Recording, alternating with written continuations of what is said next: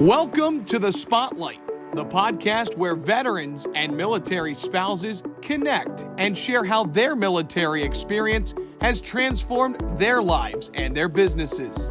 Here's your host, Bob Louthen.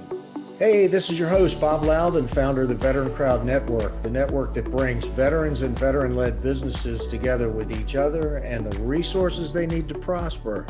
And you are tuning into The Spotlight.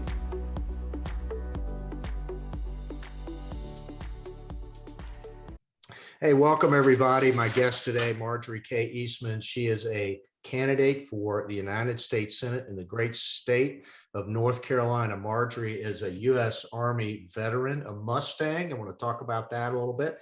And also an author. She wrote a book called The Frontline Generation, How We Serve Post 9/11. Marjorie, welcome to the program. It's a pleasure to have you here as my guest today.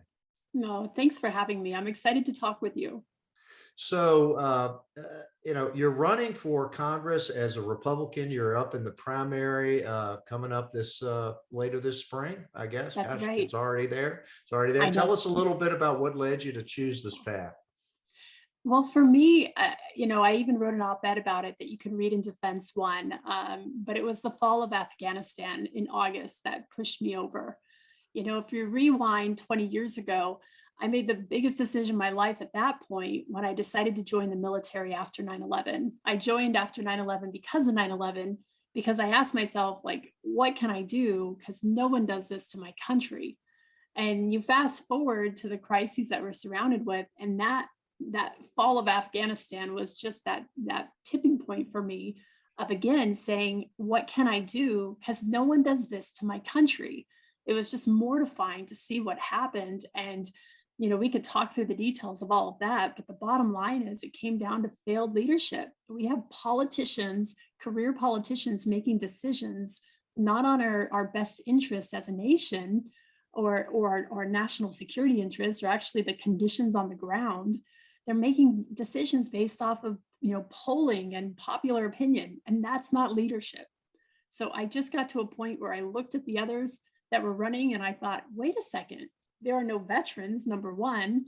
And number two, they're all career politicians. And we're not going to get different results if we don't send different people. So it was my 9/11 moment that I had again in my life where I knew I needed to serve.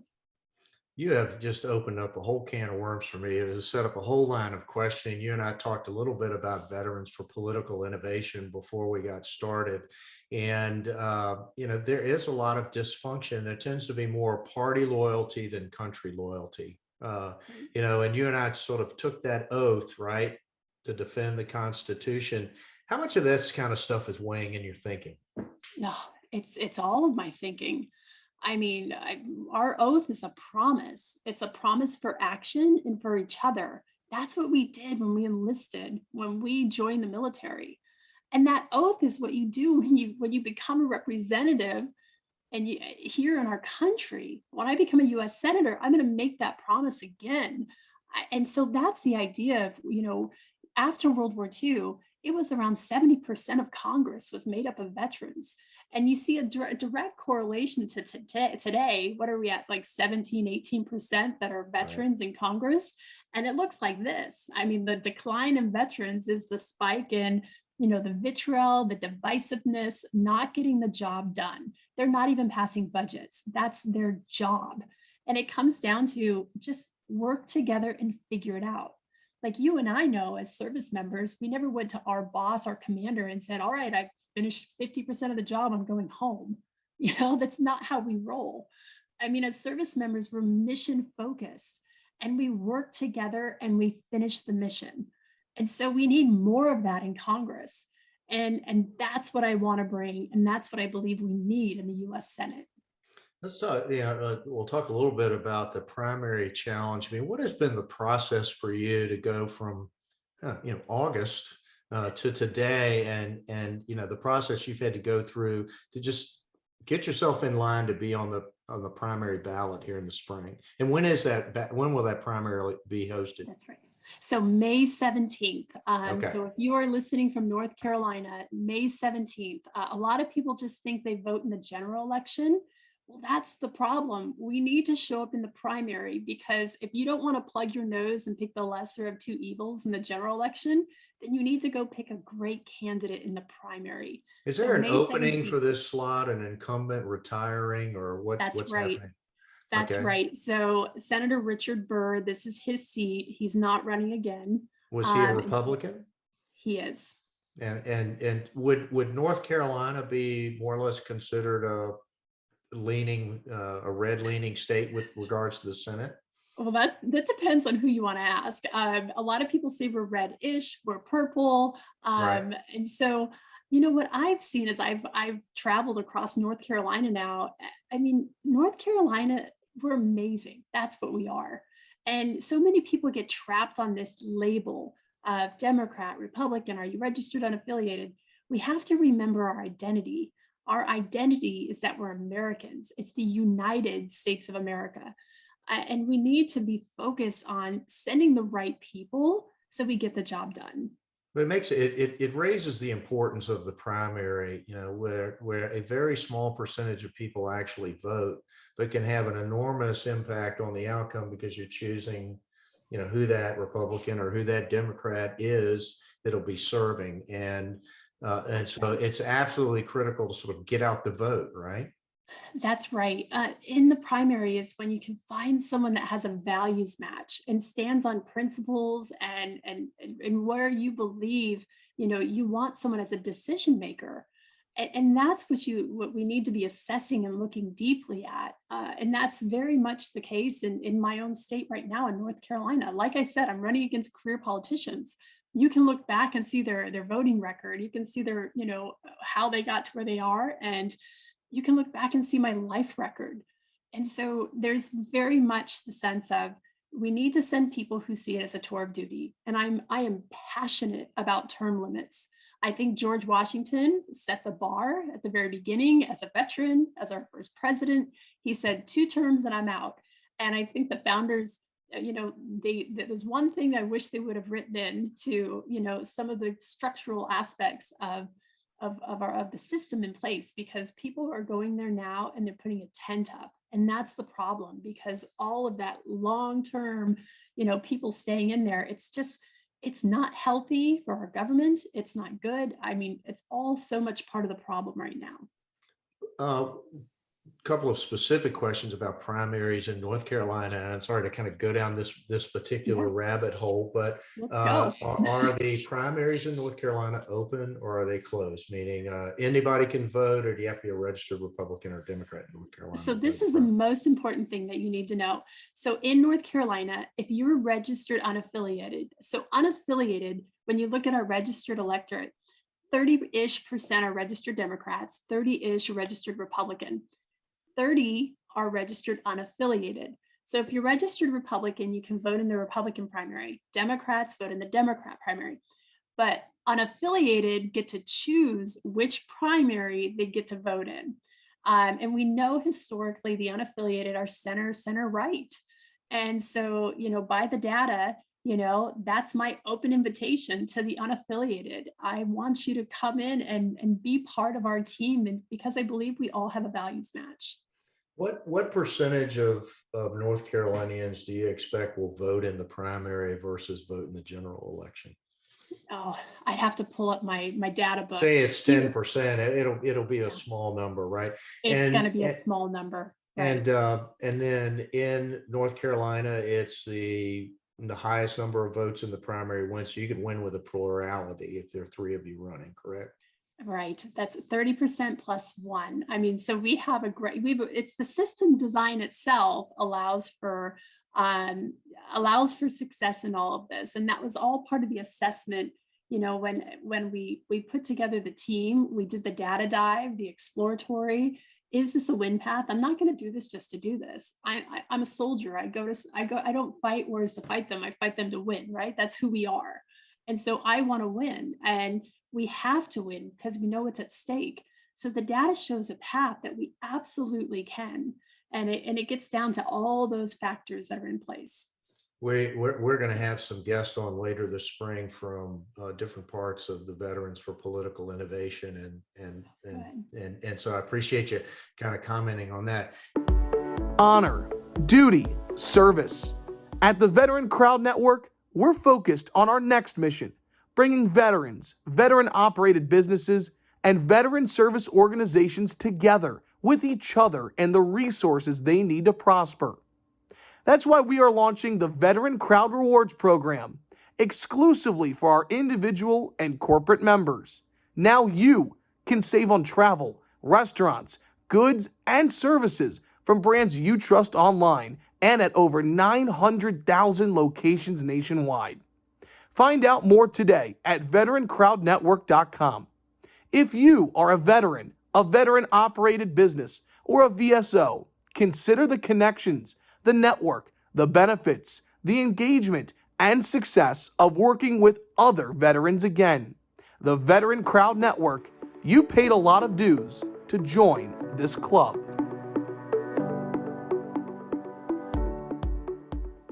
Hey, you're listening to the Spotlight on the Veteran Crowd Network. My guest is Marjorie K. Eastman, a candidate for U.S. Senate in the state of North Carolina.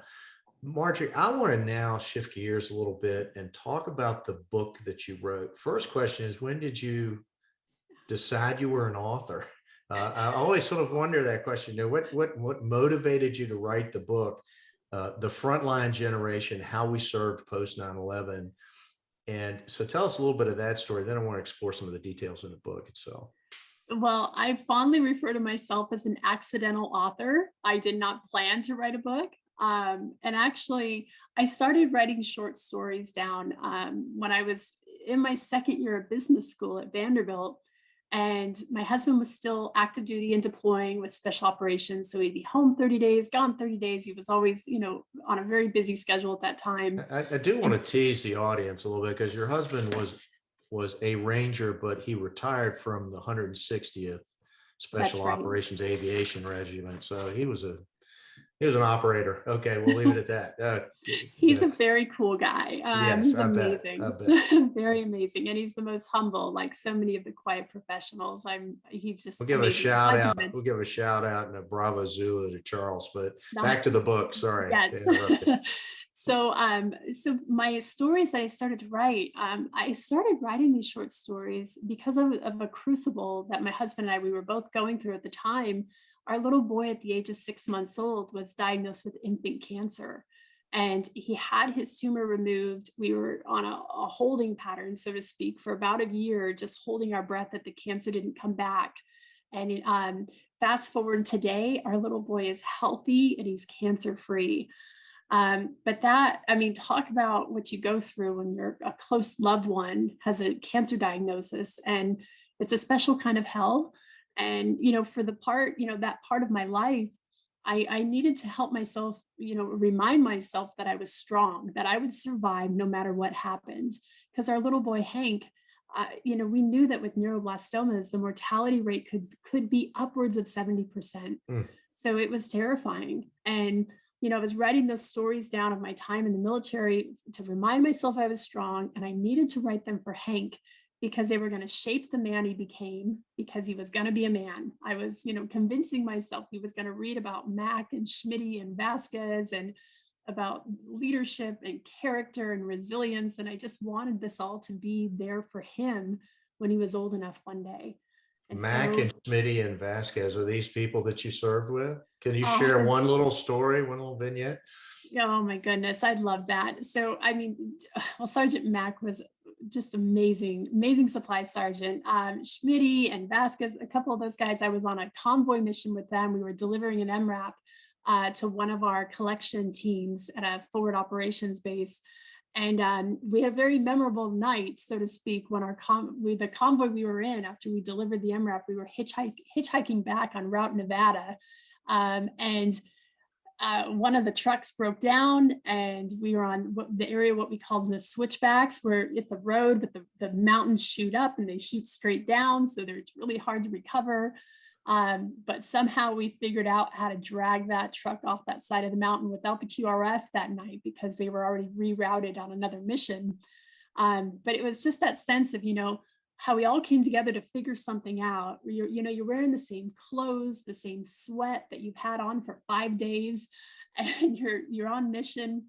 And it's just, one of the stories in the book talks about that and these incredible men and women that I had the honor of being in the company with. You're a Mustang. What was it like to transition from enlisted to officer? A unique, Oh, a unique transition. A little tough to go from being one of the guys to yes. being the chief, right? It was, it's so funny because my dad, he told me early on that you don't need a title to be a leader. And my mom would often joke with we have a big family, that all of her kids were all chiefs, no Indians, or, like whatever the saying is, like everyone wants to be in charge. And that's definitely the spirit when you get to my house for a holiday. No one's going to, everyone's telling you like how to set the table and how to do something. Right. But I knew that, it didn't matter if I was enlisted or as an officer when I went in, I wanted to serve. And I didn't see it at that point as I was going to have it as a career. It was right after 9/11. So I wanted to put my talents and my skills to work immediately. And that worked out the best going in enlisted. And then after my first tour, my first tour was in support of Operation Iraqi Freedom, and it was with the Special Operations Task Force. And when I got back from that tour, I received a direct commission. And I became an officer in the intelligence community. And then it was growing up in a whole new way of, you constantly are learning and becoming a better leader, if you focus and you work on it. You think having been enlisted makes you better an officer? Oh, that's a loaded question. Well, Some of my favorite officers were never enlisted, but some of my favorite officers were absolutely prior enlisted. mhm. So I think it really gets down to the person. But I do believe in general, a lot of service members will say some of my best officers were indeed prior enlisted. And I think that gets down to perspective. I mean, I was the E4 on that first combat tour that, was doing some of the, the awful jobs and and felt like I was the mushroom. I wasn't getting the information. And I mean, when you have that perspective, and then when you lead and all of a sudden you're in charge of E4s, overnight like that. And it gives you perspective. You remember how they feel. You remember what it was like. And so I think in that sense, I always tried to make sure I was over communicating. I always tried to make sure I could, show empathy and relate and listen. People want to be heard. People want to be seen. And that was just very important as I grew as a young officer and as a leader. I think one of the important transition processes, particularly in the military academies and schools like VMI and Citadel, is the first thing you learn how to do is to follow, and then that helps you learn how to lead. Uh, Back to the political campaign trail. Let's talk about the next 4 months here. Now you're on a maybe 7 day a week door knocking campaign at this point. Tell us a little bit about what's going on in the campaign. Oh my goodness, it is incredible. And I was just, on a team call before this, and just describing, I just went to an event a couple hours ago. I was in front of 200 people talking about why I'm running and what I want to do, and my vision statement, the aspect of how I see North Carolina as having a purpose. We are first in freedom, and we should be the North Star for our nation. And just talking and listening to people, and as you go around and you meet different people, I mean, it's just such a humbling experience. And as a former intelligence officer, I love it from the intel side of it, because you get so much information for all, like where people are at, what's on their minds, what they care about, what they're afraid about. All of that has been incredible. But the humbling aspects of, I had a World War II veteran that had his son drive him out to an event because he wanted to meet me, because he wanted to vote for me, because I was the only veteran running, and he loved that of who I was and that I served in combat. It was so humbling to hear that from a World War II veteran. And today, just a couple hours ago, sitting with a Vietnam veteran and, Vietnam generation. And we have this bond, and especially with the fall of Kabul and the fall of Saigon and the awful parallels that we all know to be true. There's such a connectedness and a sense of where we really need to lean on each other generationally right now. And so anyone that's listening that definitely served in those two conflicts, I hope that you reach out to the opposite generation because we need each other right now.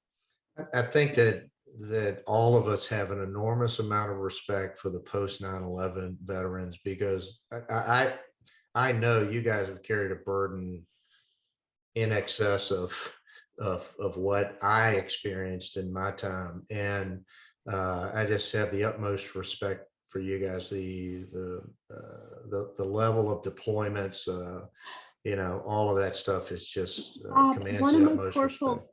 had 4 one-year deployments by the age of 25. I talk about Zimby in my book. My husband had 17 combat tours. I mean, granted, he was special operations, but still, I mean, he knows guys, our friends, that have done more than that in the special operations community. And it's all gets down to what you're driving home. The post 9/11 generation, less than 1% of our country wore a uniform after 9/11. And so this 20-year war, it's been carried by the fewest, the smallest percentage of Americans in our 250-ish year history. And so there's something to that. There's absolutely something to that. Marjorie, I think maybe we'll just touch on one of the, absent COVID, what's the most important one or two issues to North Carolinians? I mean, everybody's trying not to get sick right now, right? But Right. what's the second and the third issue that are really key for North Carolinians? I'm really glad you asked that. And it's what I describe as a three-legged stool. It's security, economy, and education. And if one of those is not focused on, the stool tips, right? It doesn't sit. And they're all interconnected. We can't forget this. So when it comes to security, whether it's the horrifying, mortifying fall of Afghanistan and how that weakens us as world leaders, to the concerns of your safety in your neighborhood with the rising crime. When it comes to, cyber attacks, North Carolina for an entire week, 71% of our gas stations were without gas because of cyber attacks. Now, being former Intel, I'll tell you what that's called. It's called a rehearsal. Cyber attacks, it's going to happen again. We need people that understand national security to be strong on security. And security is connected to economy. The rise in prices for everything, whether it's gas or at the grocery stores, or it's me taking my little boy to get a jacket and they're like, oh, there's a shortage because 90% of zippers are made in China. Why are we doing that? Why are, that during crisis is when you can identify pinch points. That's when you can start to really say, okay, let's fix these things, because crisis has a way of showing you something so raw and abrupt so quickly. And so now it's time to get to work. And education, that's that third leg. Any nation that out-educates us will outperform our economy.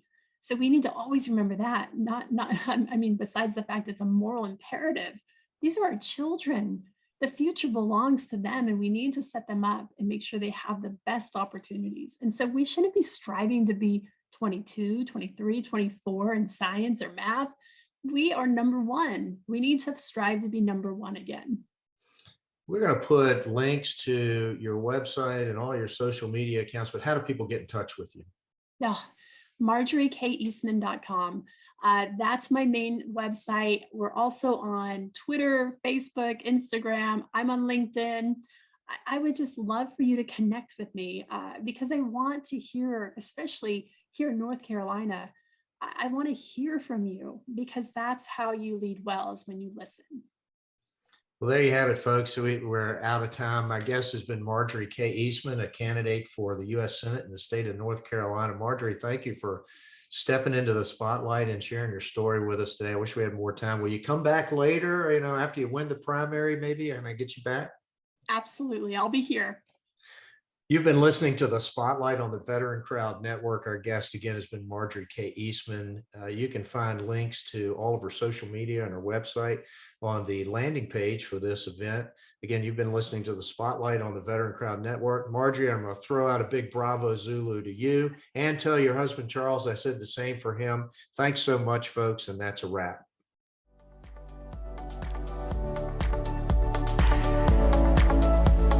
Thank you for listening to Spotlight by Veteran Crowd. We hope you enjoyed today's episode. For more information and uploads, please visit our website at VeteranCrowdNetwork.com. We'll see you next time.